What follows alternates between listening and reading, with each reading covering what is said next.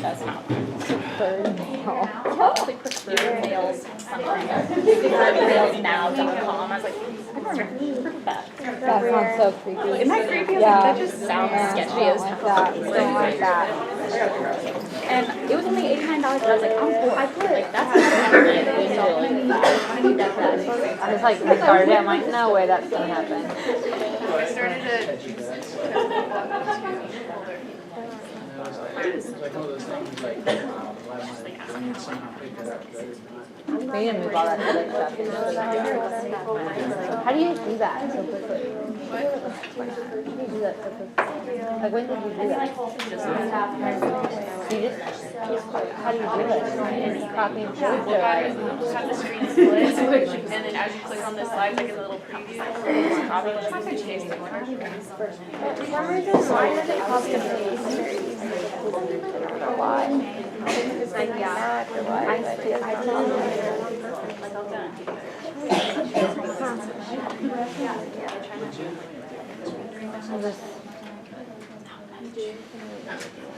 So today in lab, the exams are looking pretty good, by the way. Today in lab, we're going to do the oral cavity, and tomorrow we're going to do nasal cavity, and then on to the upper extremity. The more I think about it, the only way we're going to get to these structures is for you to cut the head in half. We're not going to be exploring things like the pterygopalatine ganglion, but we are going to look at the oral structures and the medial and lateral and nasal walls, and those are important clinically. I think I used as an example early on, we were going to avoid things that you never do in clinical practice, like cut the head in half, but there's no way to get to it without cutting the head down. We have two hacksaws. That's the way you cut the head in half.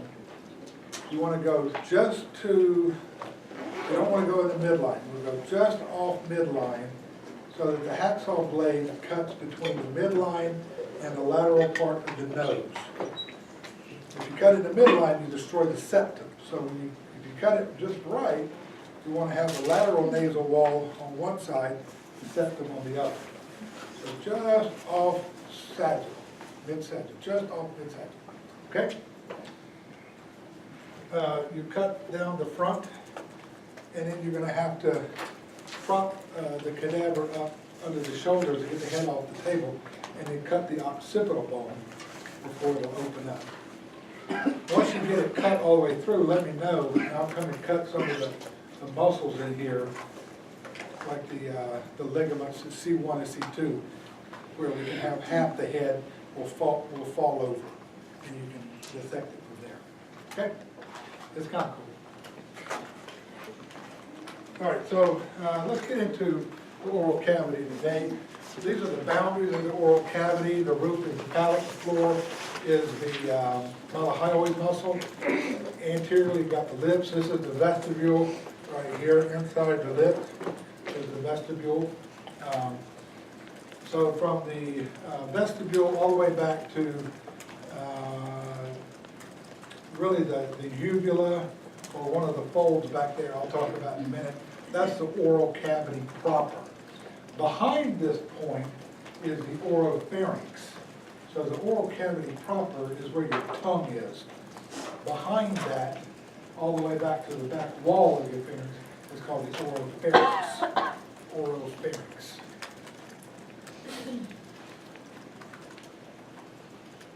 The oral cavity, so we've been through V2 and V3. We've been through the vermilion border.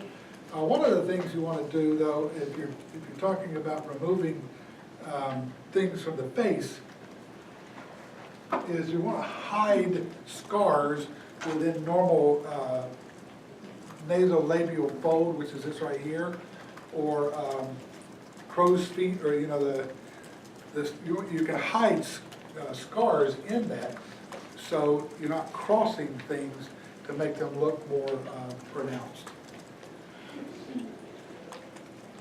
If you look inside the oral cavity, you immediately recognize the uvula.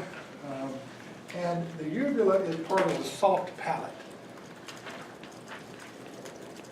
Laterally from the uvula, there's like a V that goes down either side. A V formed by two muscles with overlying mucosa. In the oral cavity and the nasal cavity, you have several folds. They're defined as folds, but know that a muscle is underneath it to create the fold. The two folds that you see right off the bat are the palatoglossal fold running from the palate to the tongue, and then the palatopharyngeal fold in the back.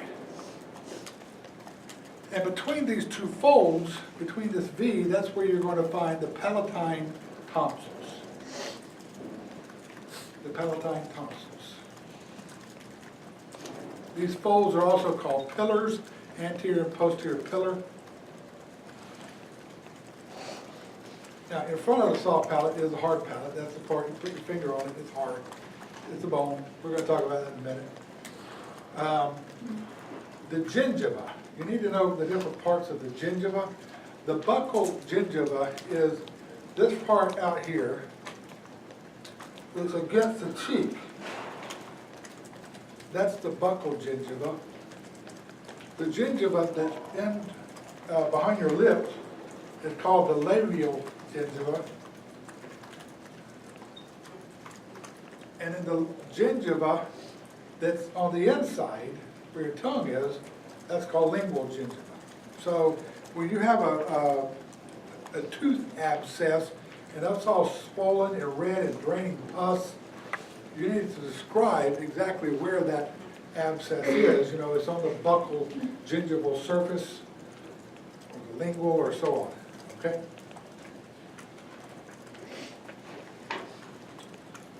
If you look at a panoramic view from the dental perspective, you have 30, the normal complement of teeth is 32. And you start numbering it from the top right and go all the way over to 16 and then continue down on the bottom back over.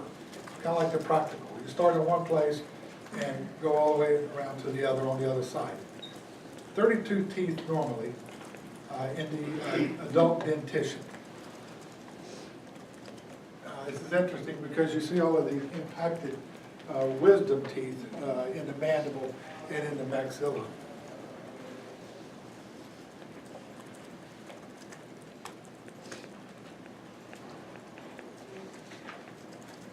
Now, dentists, when they refer to teeth, they refer to them by number. And they know exactly what tooth it is. If I said it's number 8, they know exactly what tooth it is. We refer to them more by their description. You have 8 and 9 up there are your central incisors. 7 and 10 are your lateral incisors. 6 and 11 are your canines. And everything else is a molar.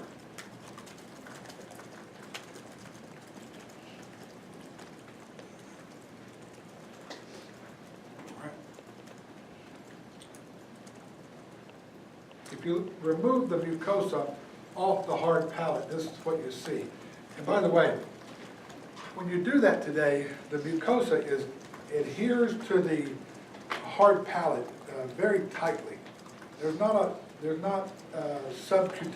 is subcutaneous space, but it's very tight.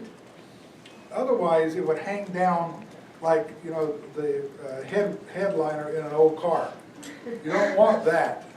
So the mucosal surface adheres to the hard palate very tightly.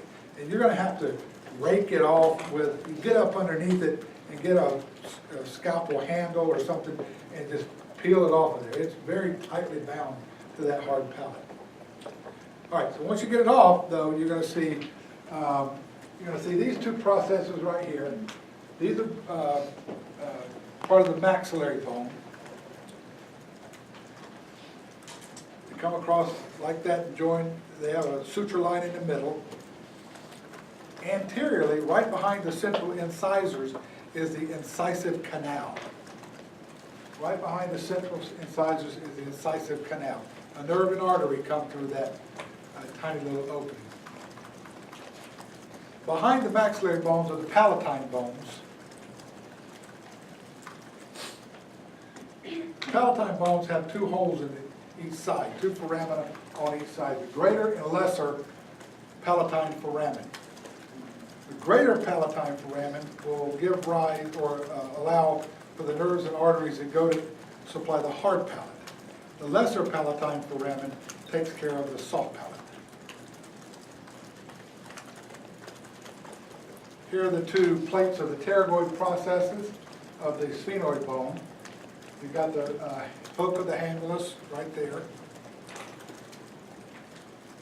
And the opening, the posterior opening into the back of the nasal cavity is called the choanae. C-H-O-A-N-A-E, choanae. Bless you.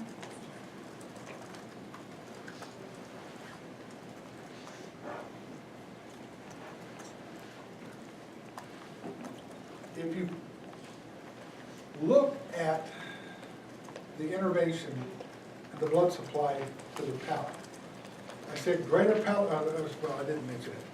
The greater palatine nerves supply and arteries supply the hard palate. The lesser palatine, it's just named after the foramen, supply the soft palate. These things are hard to dissect because of the tightness of this mucosa. But if you peel it off and go towards the corner back here, you can find these foramina and these nerves and arteries. The nerve, the greater palatine and lesser palatine nerve, what are they going to be a branch of? They're V2. They're V2 because sensation of the maxilla is V2. If you follow these things back, they go through the foramina right there, and they're inside the bone right there. They've been hacked out of the bone right here. At this point right here, they're called descending palatine nerves. The descending palatine nerves branch into the greater and lesser palatine nerves and arteries.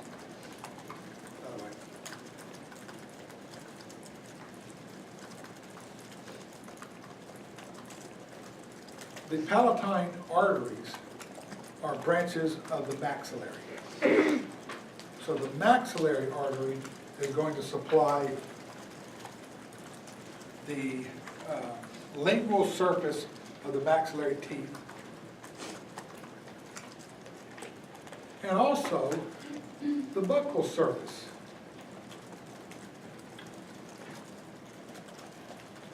So the maxillary artery supplies all the maxillary teeth, upper teeth, and the inferior alveolar, again off of the maxillary artery, supplies all the lower teeth.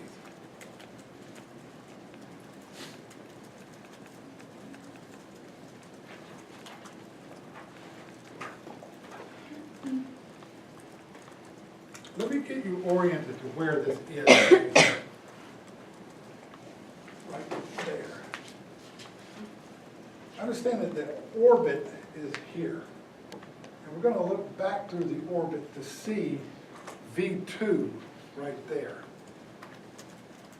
So from the orbit, V2 is going to be right there. Remember I said the other day that it dives into a canal and exits as the infraorbital nerve? But before it dives into that canal, it's going to give off those descending palatines.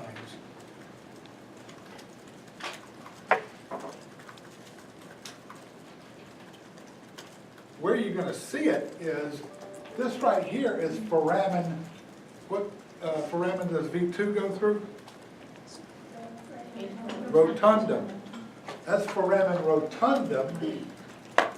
V2 is going to cross this gap here called the pterygomaxillary fissure and enter the back of the orbit right there. So there's the pterygomaxillary fissure right there. Okay, you see it?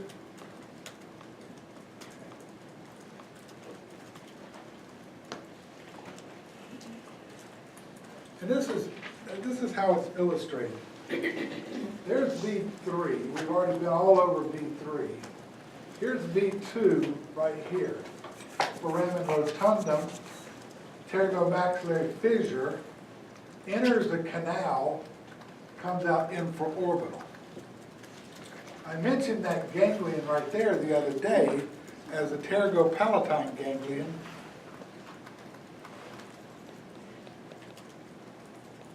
If you'll notice, it has two little branches going downward from it. Those two little branches would be the descending palatines that are going to give rise to the greater and lesser palatine.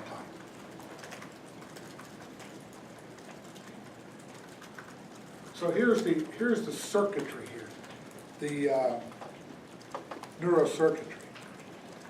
The greater palatine, the greater and lesser palatine coming off of that V2, what do they carry? They're part of V2, so they're carrying sensation, right? Somatic sensation. So if you touch your hard palate, you can feel it, you know it. If you drink hot coffee, you know it. So it's somatic afferents. However, you also have glands in the hard palate. You have blood vessels in the hard palate. So that ganglion is going to house the parasympathetic postganglionics to the hard palate, the hard and soft palate. And finally, you have taste buds in the hard palate. You have a lot of taste buds, and I think I've mentioned this before. You have a lot of taste buds in the hard palate. They go back up the descending palatines, just like the postganglionic went down. This structure is the equivalent of the chorda tympani that you've already studied. That's all.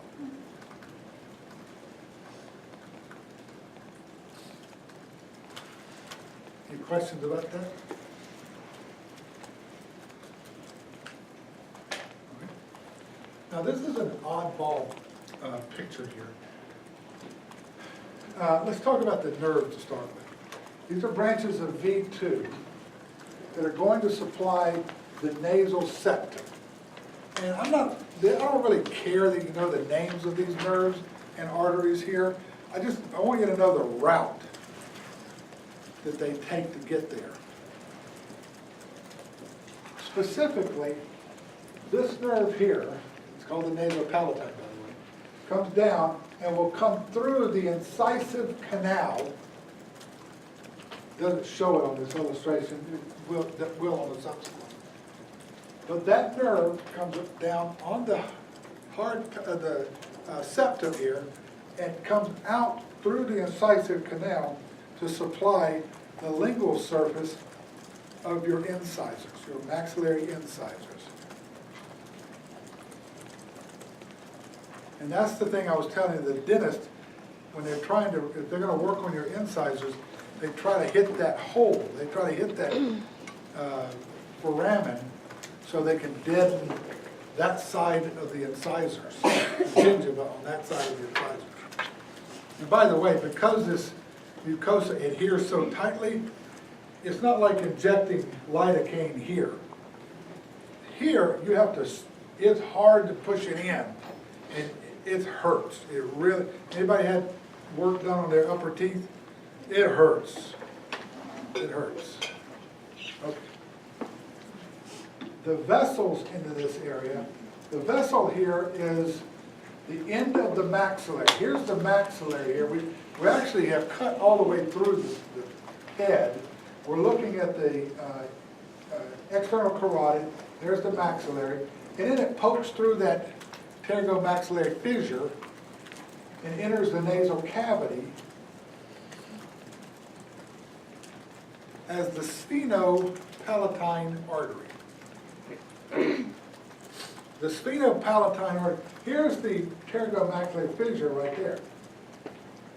The sphenopalatine artery pokes through there and supplies most of the nasal cavity.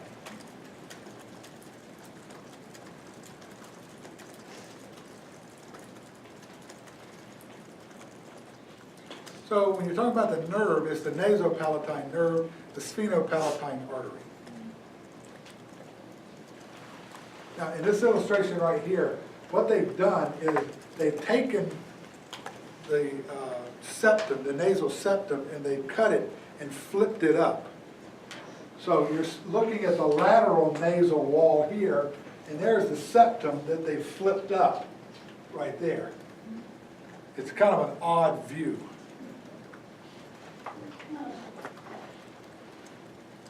So you can see how that sphenopalatine artery, it penetrates into the nasal cavity and supplies both medial and lateral sides of the nasal cavity.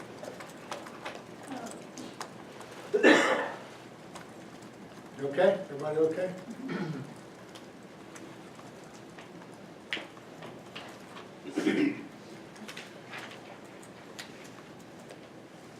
Here's our friend the mylohyoid muscle right here. We're looking at the oral cavity from above after we've removed the tongue. So here's the mylohyoid. On top of the mylohyoid, there's a roundish muscle called the geniohyoid. You may have seen that in some of the previous sections or some of the previous slides, geniohyoid. And then they cut through the genioglossus muscle, the tongue muscle proper, the genioglossus.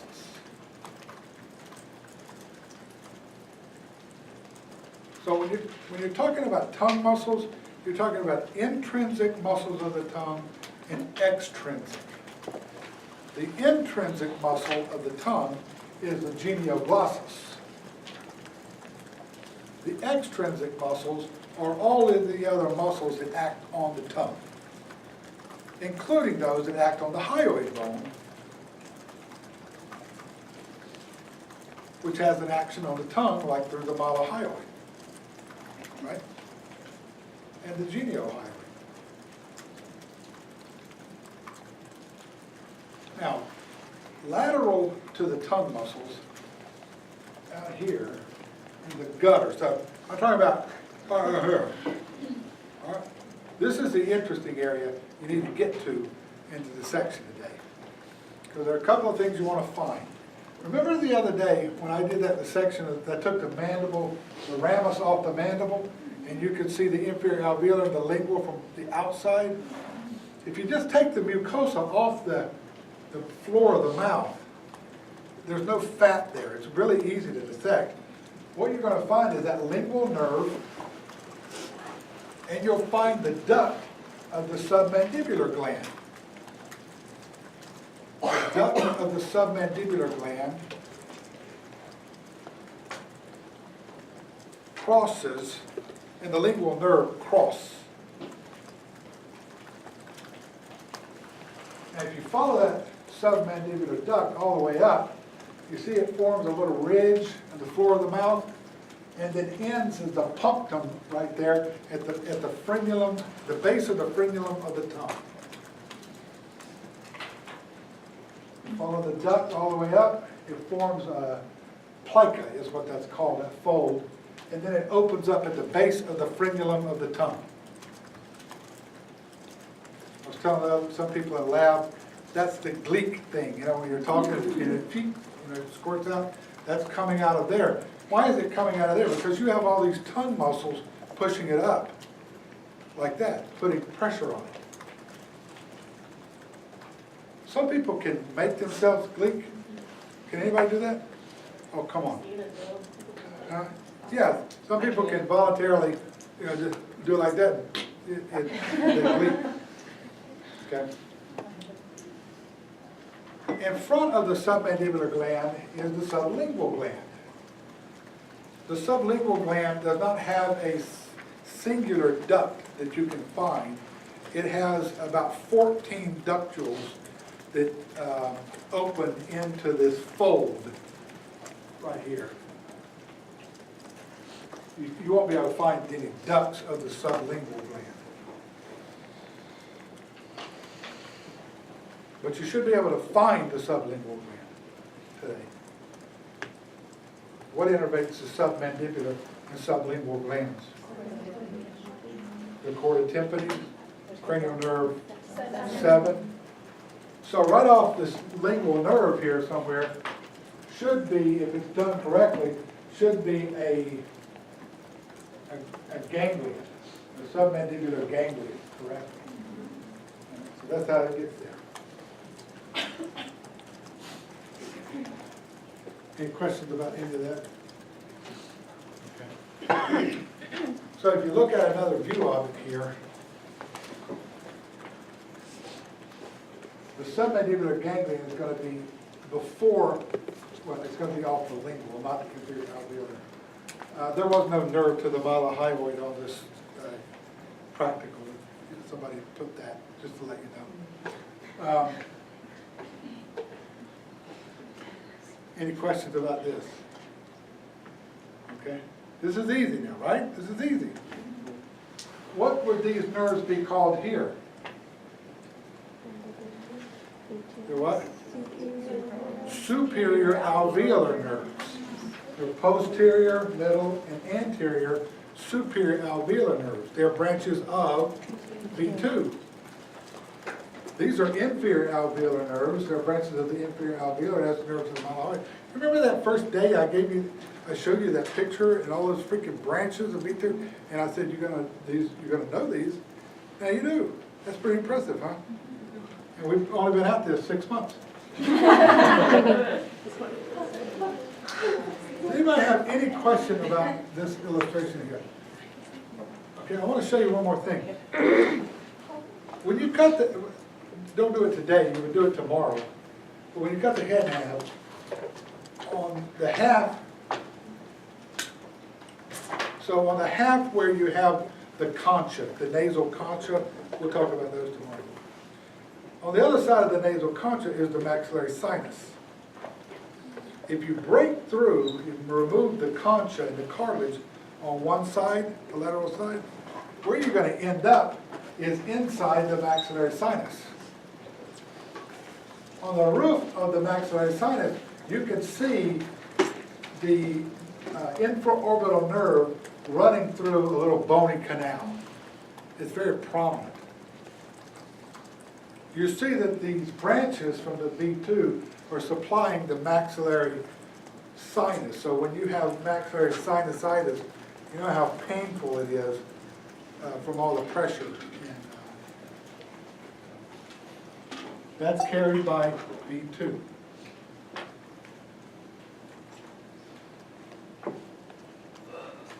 I don't know why I put this in here at this particular point, but it is. If you find some kid, how old are your kids? 9 months. Who else had kids? Somebody. How old? We got any like 4 or 5 year olders? 7-year-old. You got a 4-year-old. Yeah, 4-year-old is the best. If you just put your finger on the tongue of the 4-year-old and get them to say ah, because their head and neck is so squashed like this, you can see the epiglottis sticking up in the back of the throat. It's so easy to see on a child. Once they get up to be 10 years old and older, because you grow, it moves downward, and you really can't see the epiglottis in an adult. But in a 4-year-old, it's pretty easy to see. This is the uvula right there, and you can see the palatoglossal fold. Okay.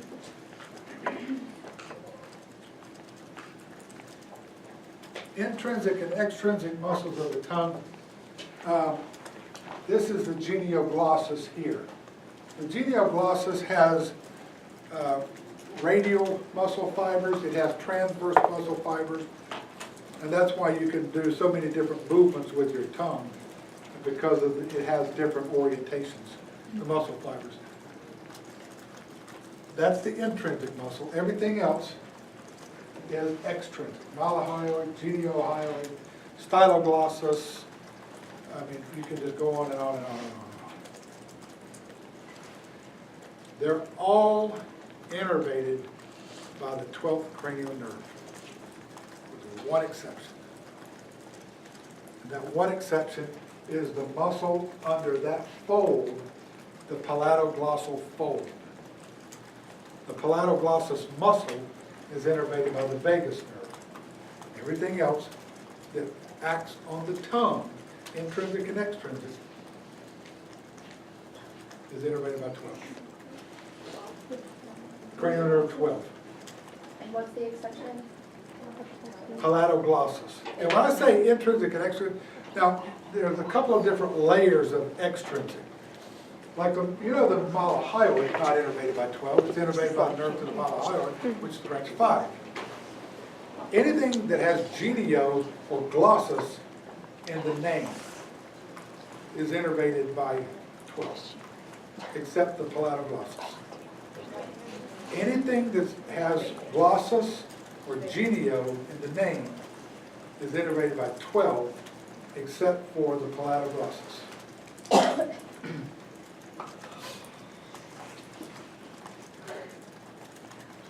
Where is that muscle at? What's that? Where is that muscle at? What muscle? The palatoglossus. Palatoglossus is behind the palatoglossal fold. Okay. Right there. There's the palatoglossal fold. That's the palatopharyngeal fold. There's the palatine tonsil. Who asked me that question? So,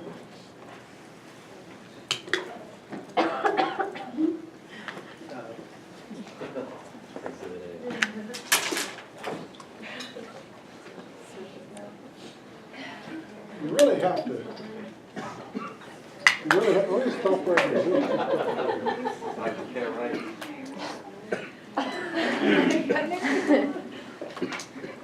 So open up. Oh, yeah.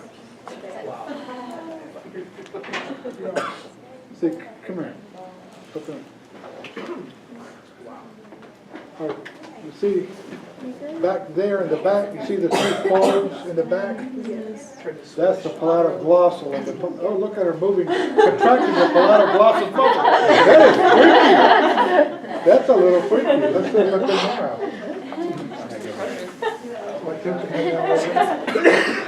swallow. Swallow. Are you drunk? Okay. So he's got a huge palatoglossal fold, and he's got palatine tonsils here. You see, your palatine tonsils are behind the fold. It's kind of hard to see. Where are you going? Come on. Let's see in your mouth. You got to blow your nose? Oh, that's, so you need to look in your neighbor's mouth. I don't really know what I'm looking for, but. Okay, you mind? I have no frenulum. You have no frenulum? Oh, Yeah, I guess Gingiva was really thin and it tore when I was little. And you're looking at that thing right in here.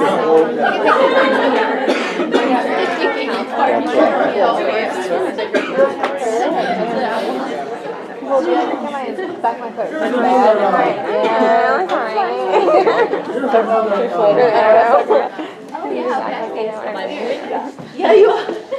Here's another illustration here.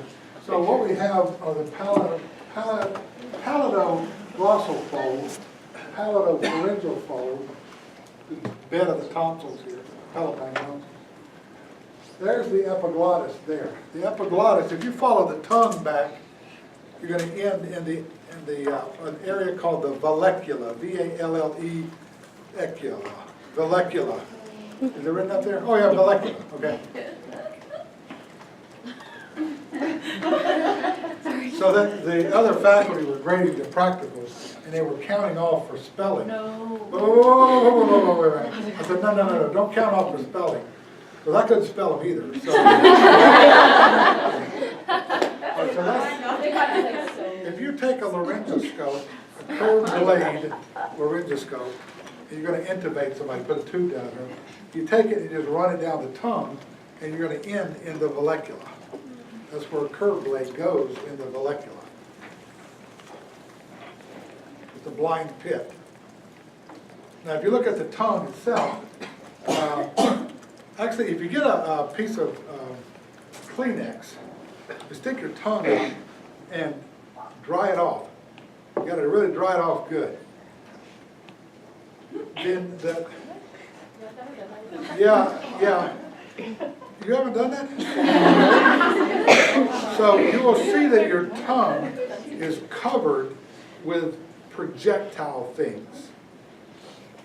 These are called, there are different types of folia and filia. The most common type is the filiform. These are tiny little projections. You got to dry your tongue off. You're going to really be surprised when you do this, how gross it is. These things are responsible for touch. They don't have taste buds in them, but they're the most numerous, especially in the front part of the tongue. Now, fungiform papillae, you'll notice them on your tongue. They're these little button-looking things. They look like little mushrooms. They're right here. If you look at your neighbor's tongue, you can see the difference between the filiform and you can see the little fungiforms. The fungiforms are much less dense than the filiforms. These are coated with taste buds, by the way. Back here in the back, oh, by the way, you have a big groove here. Back here in the back, you see that V? There's a V right there. And lining the V are these, again, mushroom-looking structures. These are called valate or circumvallate papillae. They're huge. They're about 2 millimeters across. They're pretty huge. And they have a pit around them. And these things are just full of taste buds. Circumvallate, what was the second word? Circumvallate or valate papillae. And in the middle of the V, in the point of the V, is a blind pit called the foramen cecum. That's where your thyroid started. At the point of that V.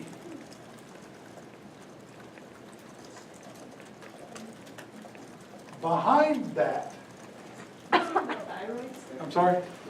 Yeah, remember how I said your thyroid started up as a diverticulum off of your tongue and descended into your neck? That's the point where it starts, right there. It's called foramen cecum, but it's a blind pit. It's not a continuous hole. This behind this V is a groove that's called a sulcus limitans. Excuse me, sulcus terminalis. Sulcus limitans in your brain temple. Sulcus terminalis. Behind the groove or in front of the groove? It's right. There's a circumvallate papillae. It's right behind. It's a groove that's behind the circumvallate papillae, and that essentially divides the anterior 2/3 of the tongue into the posterior 1/3, or separates them there. Now, behind that sulcus, though, is a bunch of lymphoid tissue. They're called lingual tonsils. Lingual tonsils. You have palatine tonsils and lingual tonsils. You can see these quite clearly on the cadaver today. So one time, a long time ago, when I was a postdoctoral fellow down in Galveston, I don't know if I mentioned this last year. I used to run a lot, believe it or not. I don't run now. I'm sure you believe that. But, anyway, my roommate and I, Jay, we were running downtown Galveston and found a passport. Did I ever tell you about this? I didn't tell you about this? It was, we were running and I saw this little book and I I backed up and picked it up. It was a Russian passport. It belonged to Victor Litvinenkovich. I remember that to this day. So we were going to go return this Russian passport. Where would you go looking for a Russian sailor? because they had grain ships that came in all the time. Where would you go looking for a Russian sailor? Dogs. What type of bar? Russian bar. Say it, you know what it is. Stripper bar. Strip bar. Strip joint. We went to every strip joint in Galveston. And every one we went to, we drank beer. So by about midnight, we were tipsy. We could not find any Russians. So we decided what we would do. We talked about, taking it to the consulate or something the next day. We said, no, man, let's go to one of the ships. So we got in Jay's car. We drove right through the gate to the Port Authority and drove right up to the gangplank of this Russian grain ship. It was the Admiral Zhukov. That was the name of the ship. You know who Admiral Zhukov was? Isn't he a Star Wars or Star Trek character? No, he was a Russian commander that commanded the Eastern Front in World War II. Anyway, Star Wars. So anyway, we got the guy come down, and this was back in the days when they were still the Soviet Union, and he had a Kalashnikov, and we said, we want to return his passport, so he took it and he headed back up the gangplank. No, we want to meet the dude. So he went up, talked to his people, and they invited us on this Russian ship. So we're on this Russian ship now, it's after midnight, and we're drunk, and we go to this place. Let me just make... We got really drunk that night. On this Russian ship. We never met Vic. We never knew who Vic was. So we said, we drank all your Russian vodka. We'll bring you some Black Jack Daniels tomorrow. So we showed up the next day at lunch, hungover, with a half gallon of Black Jack Daniels. And just to make the story even shorter, we drank all of it. Turns out that Vic was the captain of the ship. Yeah. And so the next day we went back with another guy and his girlfriend, and somehow or another we were all dancing to Phil Collins. I don't know how it turned out, but anyway. Oh, we had lunch. We had lunch on the ship, and it was potato soup and tongue.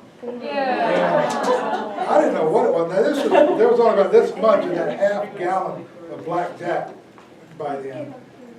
And I was doing just fine until I bit into that tongue, and I didn't realize that when you eat tongue, anybody eat tongue? It's a great meat, actually. You're supposed to take the epithelium off.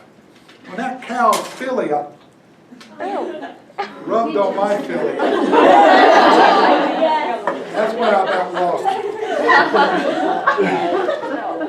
Oh, chicken did for quite a while. So anyway.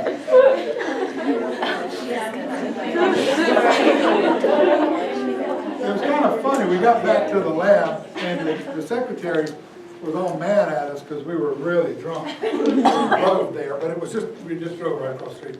And we were saying, well, we drove Jay's 2,000-pound car. But there's a guy getting ready to drive a 350,000-ton ship right by this building.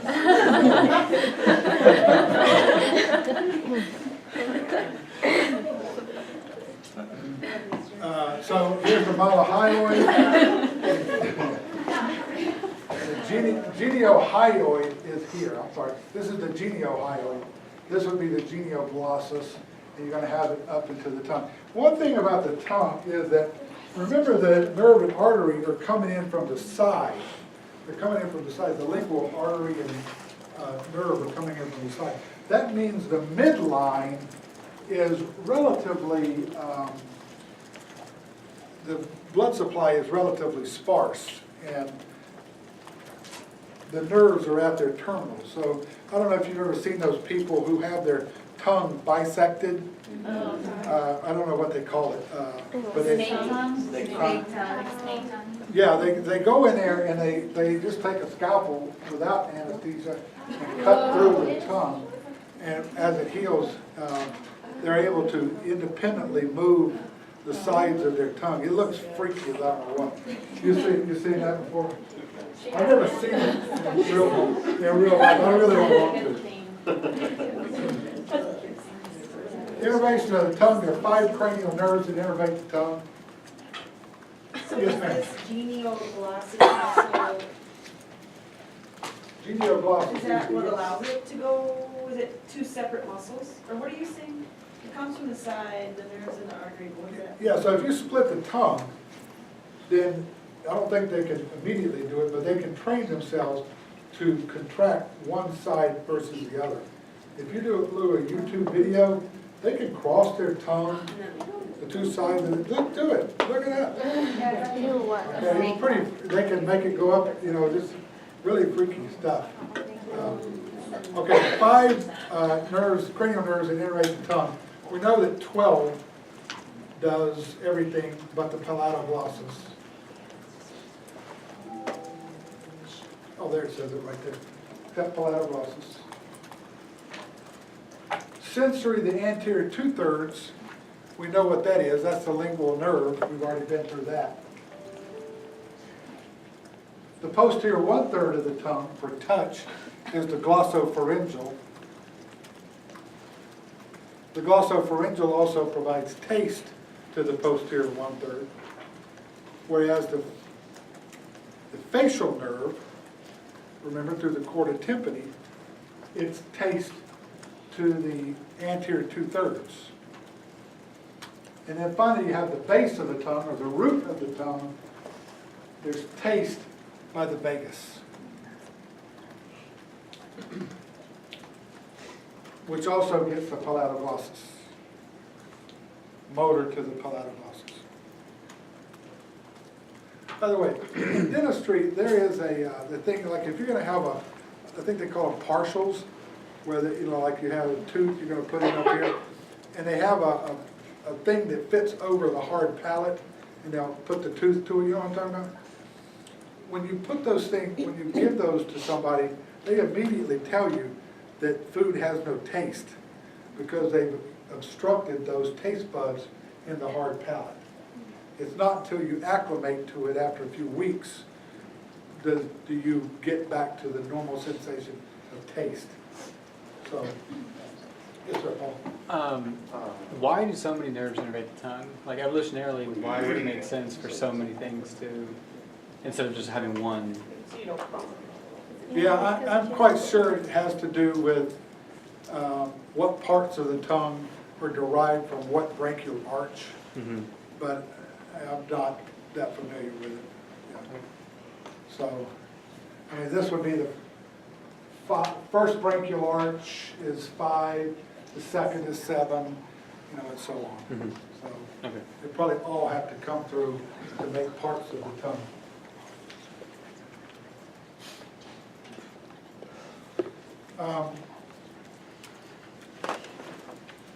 In the floor of the mouth here, you're going to find the lingual nerve right there. Just medial to that is this muscle that runs from the hyoid to the base of the tongue. That's called the hyoglossus. When you get into the floor of the mouth and you pull everything medially or towards the midline, you can find that hyoglossus. It's a sheet-like muscle that runs up from the hyoid bone to the back of the tongue. It's a very pretty little quadrangular muscle, and it is one of the extrinsic muscles of the tongue. If you follow through this, here's our hypoglossal nerve here. There's our, what is that structure there? That's the superior root of the ansa cervicalis. That was tagged, by the way, as was the hypoglossal nerve. So this is going for the motor, that's going for the sensory, right there.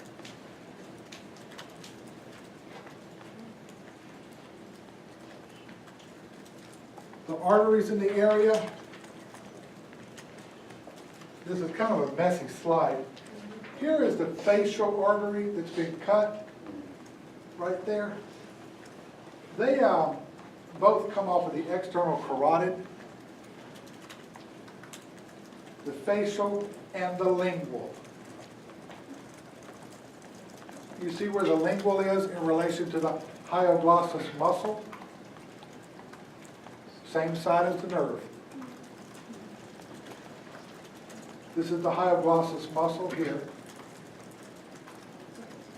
And by the way, there is another muscle that I'm not, you're not going to find, I don't care that you find, it's that one right there. That's called the styloglossus. Comes off the styloid process up here, it goes into the back of the tongue. You're going to see it in a subsequent slide, so let me point it out to you there. Styloglossus, clinically, it's not relevant. The hyoglossus is relevant because of the location of the arteries and nerves in relation to it. This is why you don't run with a pencil in your mouth. Because if you fall and that pencil penetrates the floor of your mouth, you have some pretty big structures that run through there. Submandibular duct, the lingual nerve, hypoglossal nerve, lingual artery. All run right there in the floor of the mouth, either side of the tongue. Once you get on the undersurface of the tongue, you can see where all these things come together to supply the tongue. There's the frenulum, there are the little coral puncta of the submandibular duct. There's the plica right there. It's also called the sublingual fold. And you can see it on each other pretty easily. You won't be able to see it so much on the cadavers, but you can see it in a living person quite nicely. One good thing about the sublingual area, though, is because these blood vessels are so close to the surface, there's so many medications that come in a sublingual, rapidly dissolving form. You just put it under your tongue, and it gets into the circulation like that. And the good thing about that is that it gets into the circulation without having to first go through a first pass through the liver. When you inject things into people, or when you take it, not when you inject things, when you eat things orally, and you swallow it and you absorb it into the gut, all of the blood from the gut first goes through the liver, where it will detoxify or metabolically metabolize 80–90% of the product that you just taken. The advantage of a sublingual administration of the drug is you're not losing the efficacy of that, or the potency of that, by that first pass through the liver. So Zofran is a very good anti-nausea drug. Sublingual, there's a sublingual nitroglycerin to dilate the coronary arteries in myocardial infarction. There's sublingual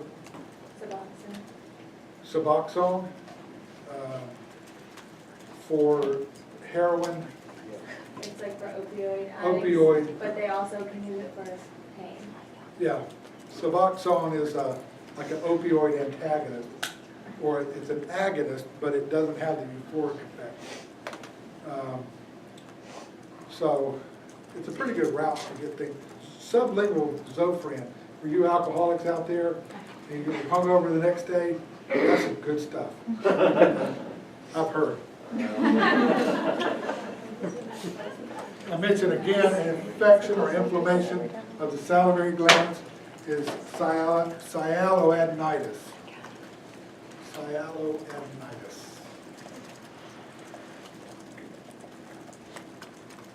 I think we've sort of beat this one to death. Okay, there's a kind of an interesting picture. I remember why I left this thing in here. It's kind of an interesting picture. This is from the inside. You can see the chorda tympani coming down from this area right there, which is leading up to the middle ear. Chorda tympani joining the lingual. There's a submandibular ganglion right there. While we take a break, we'll come back.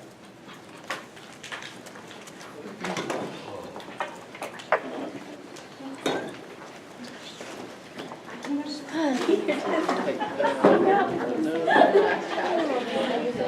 said this stuff already feels easier than like Yeah, the stuff you just like. I don't, I just leave it how it is and I can use it. Yeah, I get where. I don't, because I know, because I was trying to mess with it at first. Looking good, You y'all. would take too much Is time. it like this? Like, Yeah, oh yeah. that's really small, but. I want it to be like 28, and it's at like 11. Because I just, well, I did Yeah, I mean, which is like, I put crust. you know what I mean? So that'd be cool. No, at first I was trying to switch it like to where it's bigger. What are you saying in the lab? I thought about putting that. I don't know how to like when you have put like your. That is a muscle. That's something, but I couldn't find it on here. So, because I just looked at it, Yeah, it wasn't, it was thyroid. All the time when I'm doing it, but, you know, it's changing. Thyroid is not, or thyroid is not. Because like my neck after a while. There was that one you said about the round. I didn't. That was It's like, abnormally tiny. It's not like, just I on know, it's like, Microsoft Word, let's like, do font 9. And then I was number one section. oh, I don't want to be on camera. See if these guys know. What? Do you guys know how to increase the font size default on OneNote? Yes. So, file, I'll just get you on the camera in case I forget. I'm just file kidding. options, default. So I have mine at 16, which is pretty big because when I zoom out to have this, in Right, font, exactly. it's at 16. So Perfect. Yeah, Nice. There we go. That's way easier. On what? Are they? yeah, instead of doing it all one by one, Are they? or like brick by brick, whatever. It's on the exam soft thing. Oh. And? I don't know if that's touchscreen. Probably.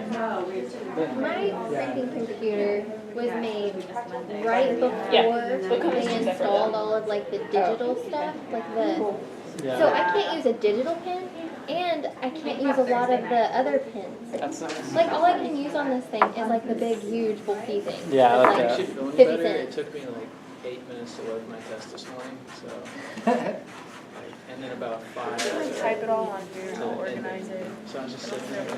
It took me forever to load. It took me a few minutes. I kept looking back. You and like had yours everyone, going, and I was another 3 minutes after once I saw you started. I was like, oh my lord, everyone had started. it was weird seeing the very front. Seriously, I had never. And then later I typed it. Yeah. So we literally did, yeah. Oh, so nice. I think that's just how I reach out on this first one, I'll know how to organize So it. what are your files?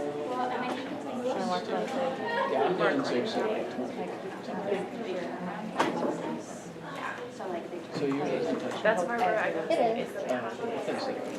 It is, but like I won't even use all these No, because I bought, well, for Christmas I got the bamboo ink. I'm really nice. It was like $7. And it's liquid. Like I can't finish I haven't had time. Legit, so this.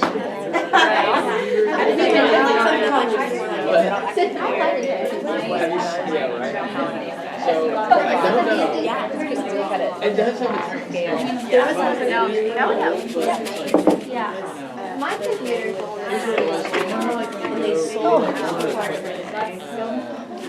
So this is my. Here's my thing. But they do really. I don't know. Yeah, I mean, I know it is. It was hooked up. I love it. How many times have I done No operating system except for that. So they just kind of gave it to me. And I was like, I can probably figure it out. So I had to like install an operating system. And then I wasn't sure if it was. And then like,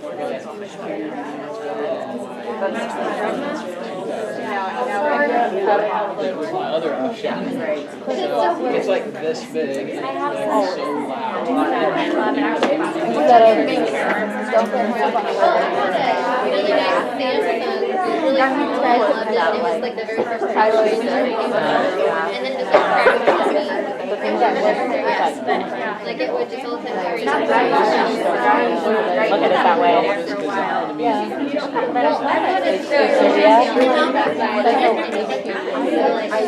This one here caused me some problems. So eventually, we were gonna like break it. If I take that in, yeah, they'll give me that. And then I can't That's what I'm gonna do. So are we still going?